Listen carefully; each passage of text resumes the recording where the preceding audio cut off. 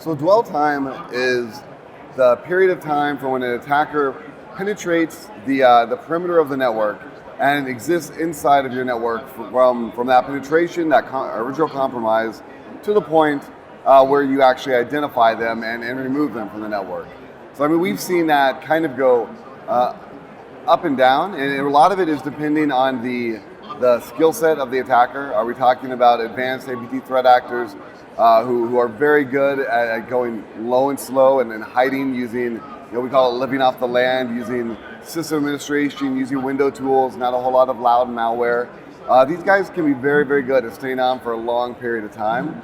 Others, maybe lower level cyber criminals, they may get in, they may use exploit kits or something that's more easily found, and they're usually a little bit less.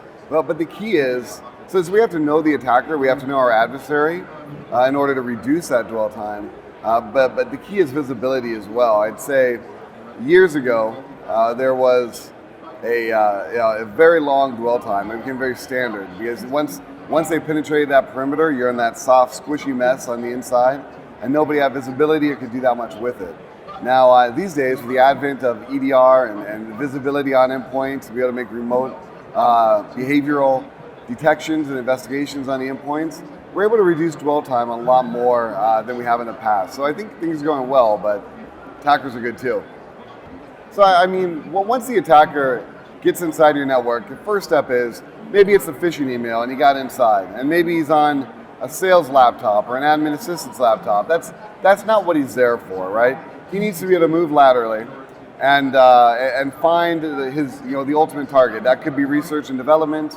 It could be financial data, whatever it is. So part of the dwell time is him moving around and finding his actual target. Your keys to the kingdom. And then there's the exfiltration phase where he takes it out. Now, most likely, if he came for one thing, he might be done then. He might clean up his tracks and leave and hope he never gets caught.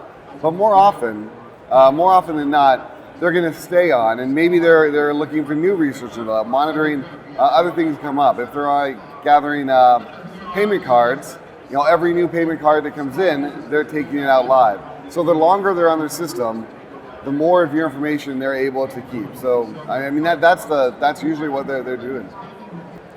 But you need to have visibility into your endpoints, and of course the perimeters are good, but having that visibility in your endpoints is what allows you to start threat hunting, and that's really the key part for proactively going out to identify attackers existing within your network now.